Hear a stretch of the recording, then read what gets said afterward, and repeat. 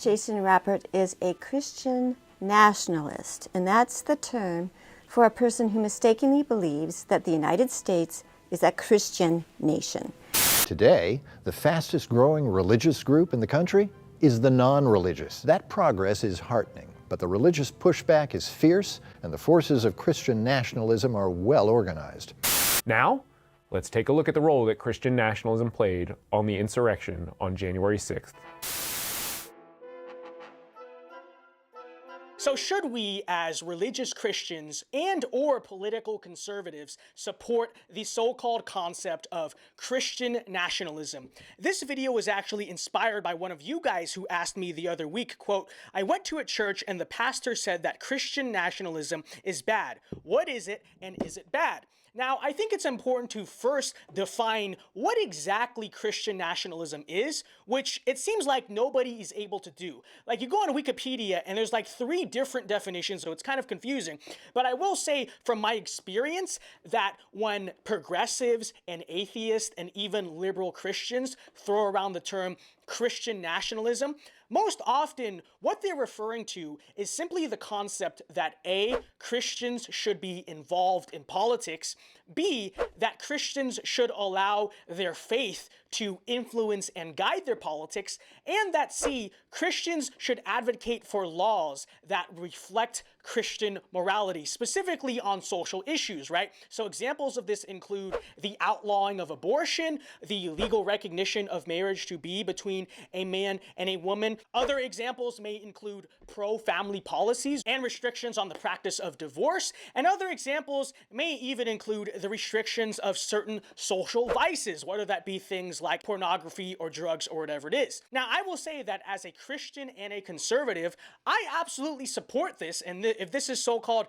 Christian nationalism, then I absolutely would call myself a Christian nationalist, and quite frankly, I don't even see why this should be controversial or this is kind of outlandish or crazy to even think like this. But for argument's sake, I will defend every single one of those listed tenets of so-called quote-unquote Christian nationalism. So first and foremost is the idea that Christians should be involved in politics. Well, I think it's important to first and foremost ask the question, can Christians be involved in politics, right? Because I actually hear this idea a lot from like liberal atheists that actually you're not a real Christian if you even care about or you're involved in politics. Now, I will say first and foremost that if someone who is religiously and politically opposed to you is trying to tell you that you're not allowed to be involved in politics, you should probably question their intentions there. But let me go further and say that this whole like made up new age concept that Christians are not supposed to be or not allowed to be involved in politics is nowhere in the scripture. I mean, first and foremost, we know that ancient Israel like literally was a theocracy. But even in terms of the New Testament and non-Israelites, right,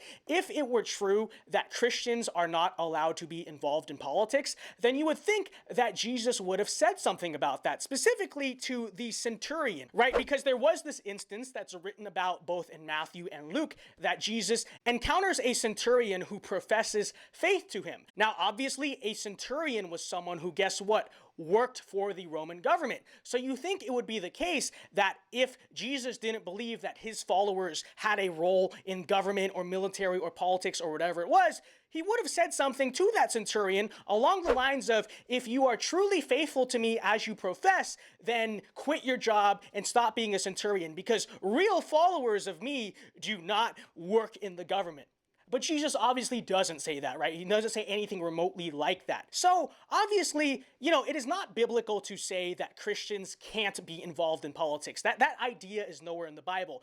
But as for the question of whether or not Christians should be involved in politics, my personal opinion is that yes, absolutely. And first and foremost, the biggest reason why I believe that Christians should care about politics is precisely because the current state of politics and the government directly has an impact on our ability to practice our faith openly and freely, which is a lesson that Christians have learned from a lot of governments throughout world history. Is that not true? But I'll talk more about why I believe that Christians should be involved in politics later on in the video. So let's, for now, go to the second tenet of whether or not Christians' political views, right, whether or not our political ideology should be influenced by our faith. And my response to this is, if not our faith, then what exactly should guide our political views? Like, I don't even think that makes sense, because we obviously know it to be the case that everyone, I don't care who you are,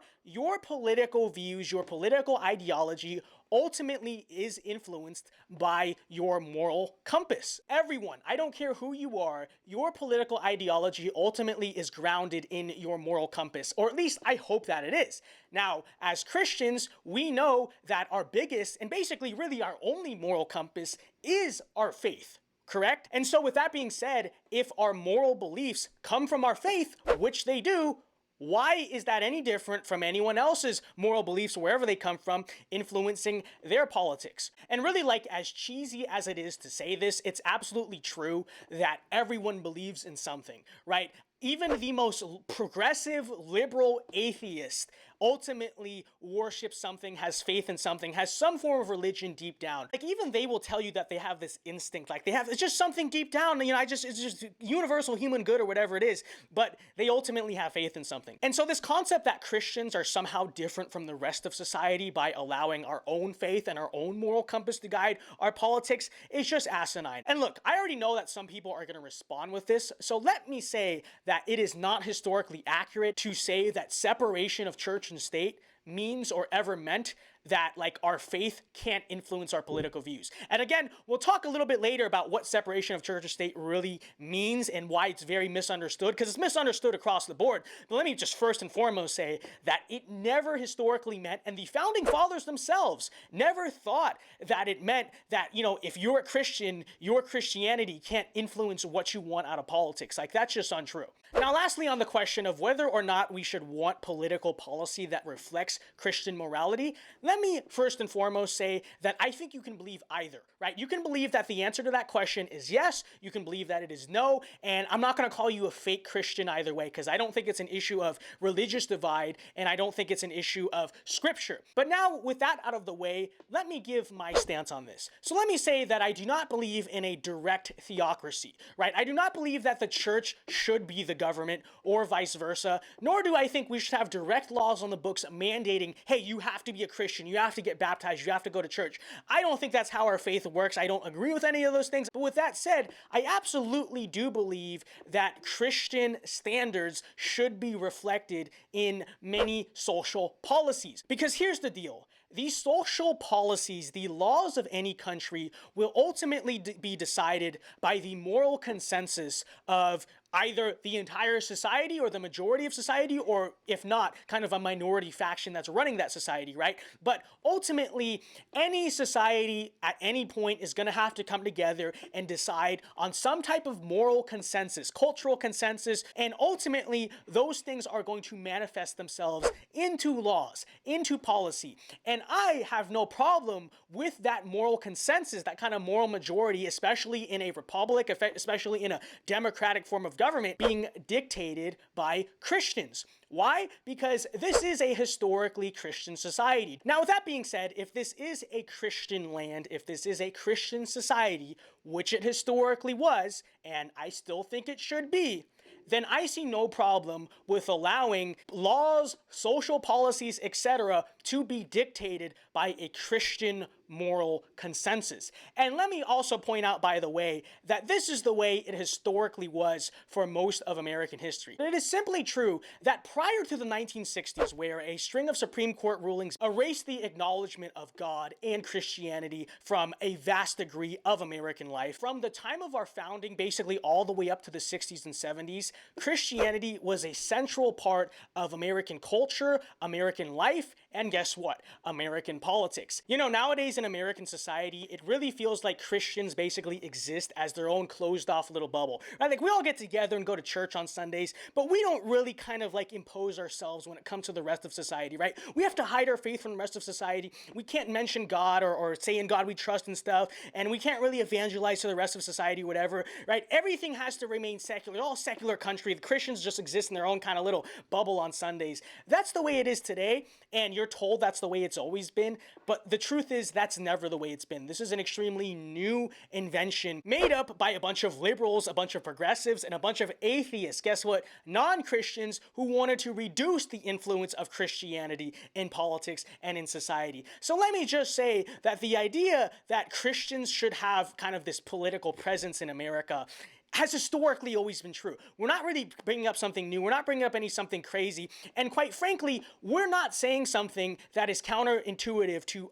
the American founding, right? Because you're very often told that actually America was founded as a secular country, you know, separation of church and state, whatever it is. But this is just not accurate. It was John Adams himself who said that the Constitution was only written for a moral and religious people.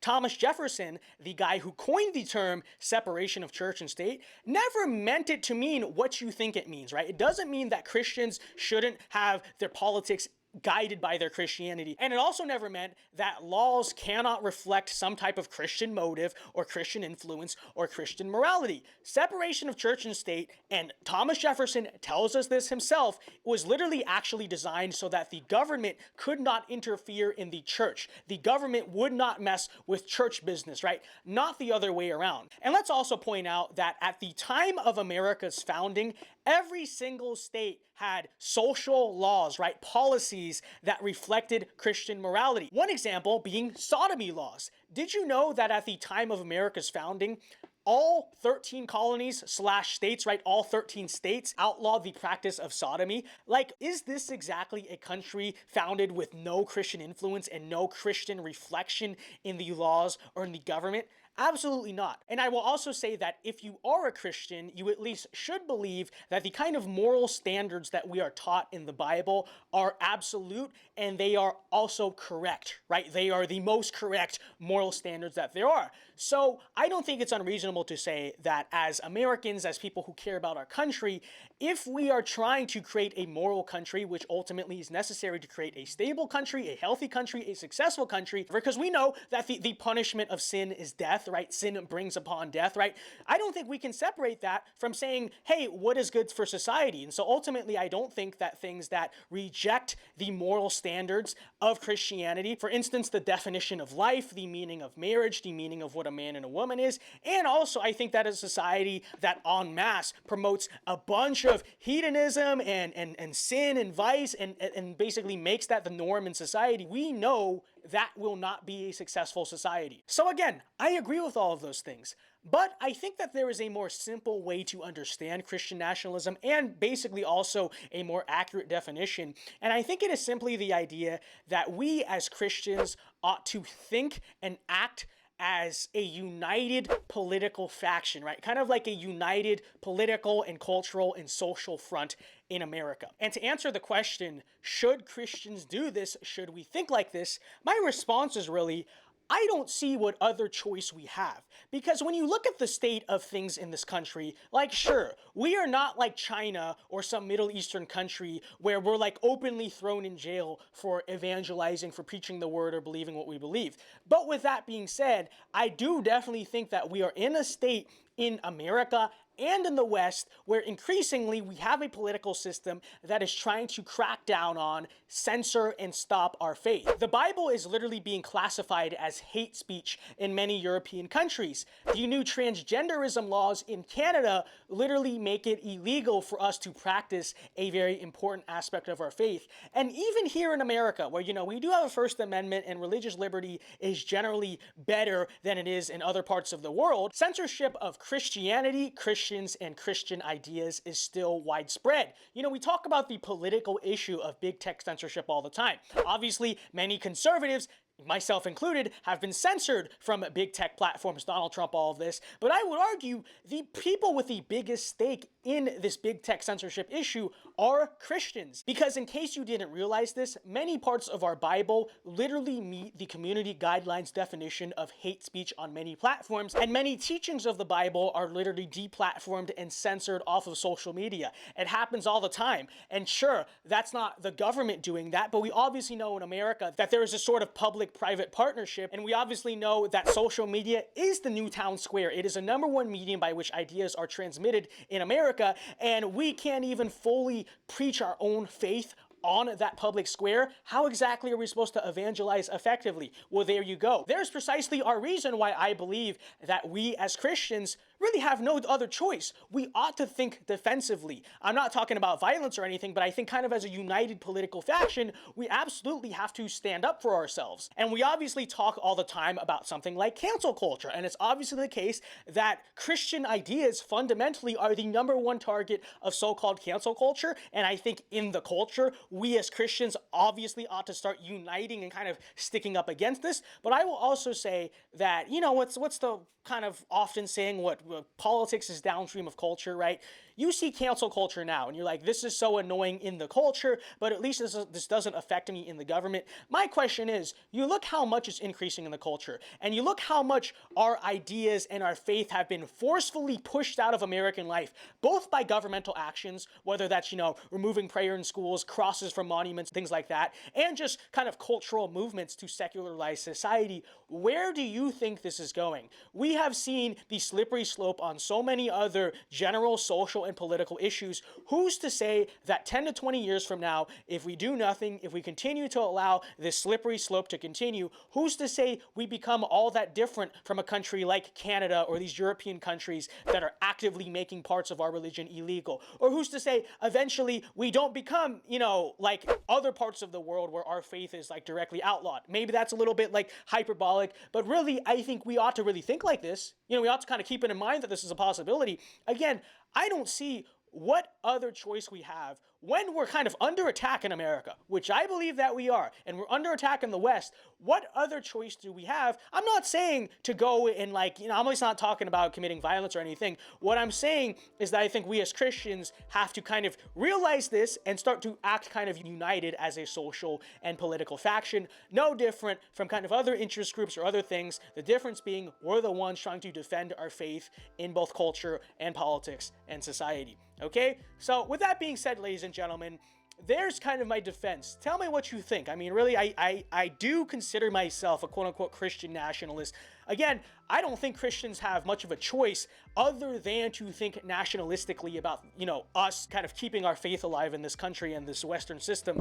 But tell me what you guys think. With that being said, I hope you guys have a very good day. For my regular subscribers, you know, tell me what you think. Do you like the Christian content? Do you like the discussions of faith? I mean, I feel like this is kind of both Christian and political. We sort of united it. But tell me what you think. Hope you had a good Sunday yesterday. Hope you went to church. I hope you did. But anyways, guys, if you're new to the channel, be sure to subscribe for more Christian conservative content. You know, we talk about faith sometimes. We talk about politics. We talk about both. So check out the channel. If you're new, come check us out if you like what you saw.